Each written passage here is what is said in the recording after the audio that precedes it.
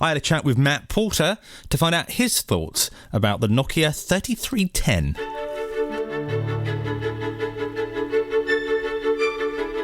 Was released in 2002 and is considered to be the game changer in the mobile phone market, the device which introduced everybody to mobile phones. It's a classic. It's meant to be very robust. It could survive anything, couldn't it?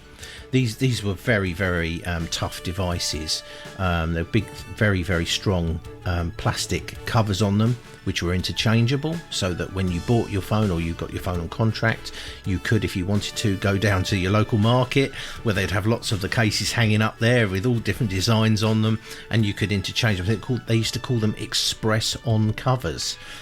Which meant you can basically swap the covers on them. They came with several games, but the one that everybody tends to remember was Snake, which was when you are directing a snake around the screen, eating power pills, and they grow. And as you eat them, it grows longer and longer. So you'd end up hitting your own tail eventually if you weren't quick enough. Yeah, eventually you've got such a long snake that it's difficult to fit it on the screen. It also had, a bit like the calculator, it had a way of making your own ringtones as well. You could actually, and it was quite advanced. You could change the pitch and the length of the tunes and all the things. And polyphonic. Yeah, is that something? The one on the that's right. The Nokia 3310 was monophonic, and then the later phones, a couple of years later, became polyphonic, which sounded very, very lively, but so it had its own way of recording your own ringtones. It used a particular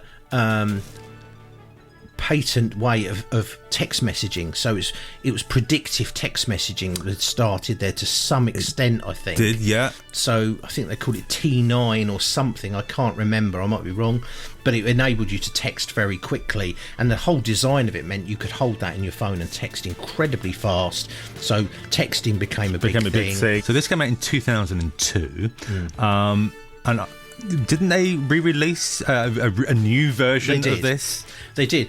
Nokia as a company was an absolute vast company. It was the biggest telecoms, mobile telecoms company in the world, and it was then bought by Microsoft, or Microsoft invested heavily in it, and for the Windows Phone.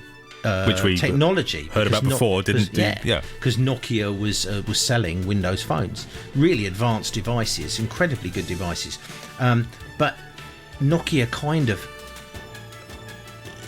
practically shut because the business was bought by Microsoft. Microsoft kind of couldn't make it work as they wanted, so kind of shuttered it. So the brand still exists, the Nokia brand still exists, and it's still producing millions and millions of pounds worth of communication equipment.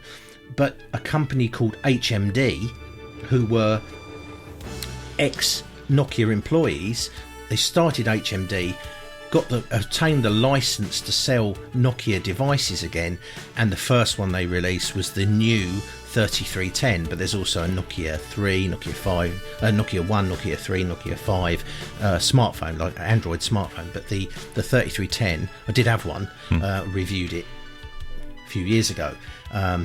It was a homage to the 3310. I actually had the original and that. I've got photographs, some of them too, next to each other. There's a bit of internet connectivity you get with the new one, but it's effectively the same thing. I think it was more released as a kind of homage to show we're back again, and remember us when we were at our prime. Well, a lot of people want something that's fairly simple. They don't want all the gadgets and all the things that we have on our smartphones now, do they? Yes, we are. We are undoubtedly pushed by tech companies to be told what we want. We're told this is what you want, not is this what you need? Yeah. So we're told all the time that we need to have 5 cameras on our mobile phones. We need to have this, we need to have that. Sometime, I think now really is the time for everybody to sort of turn around and say, hang on a minute, enough is enough now. We don't need these things. I don't want those. I don't want that functionality. I can't use a touchscreen because lots of people can't. I hand my mobile phone to my mum and to show her a video, and before I know it, she's closed it because she's touching the screen and all of those things, and she has a phone herself, but it's for something that's meant to be quite sleek. They can be quite cumbersome because you can easily hit the wrong button. Some people do want a phone with buttons on it that they can make a call and things like that. Yeah. And that's okay, you know. So because everyone had it and because it was reasonably cheap, there wasn't this peer pressure issue either.